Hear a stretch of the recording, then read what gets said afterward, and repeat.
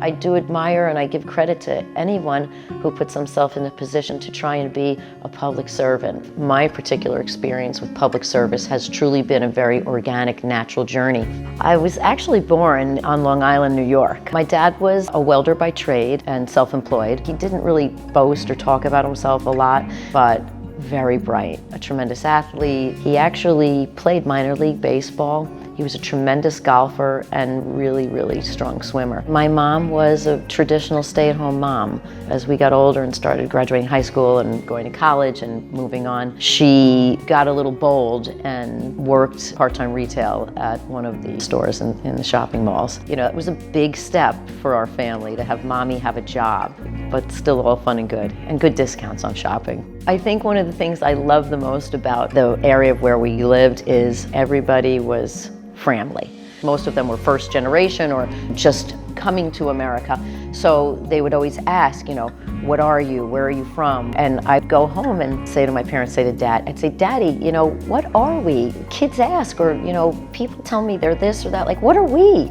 And my dad would say, when someone asks what you are, you tell them you're a little bit of everything. It was such an amazing response and idea to me as a child, and he really raised us with that kind of open mindset. Everybody was welcome in our home. It was a house of warmth and love.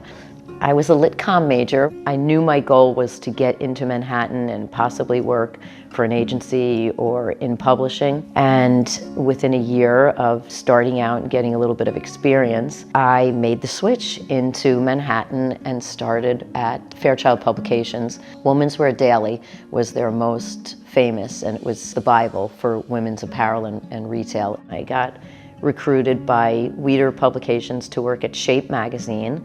I always taught fitness. I would teach it on the weekends, so it was kind of a dream job. So I'd have 2-3 jobs juggling. From Shape, I went to a magazine called Parenting Magazine. It was a nice education and introduction to what would probably be the next chapter in my own life.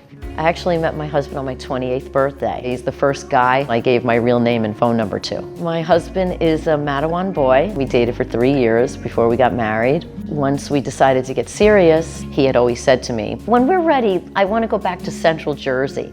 And I didn't really know what that meant, you know, coming from New York. We wound up getting pregnant in 1999, and by June of '01, we were moving into our first and only home.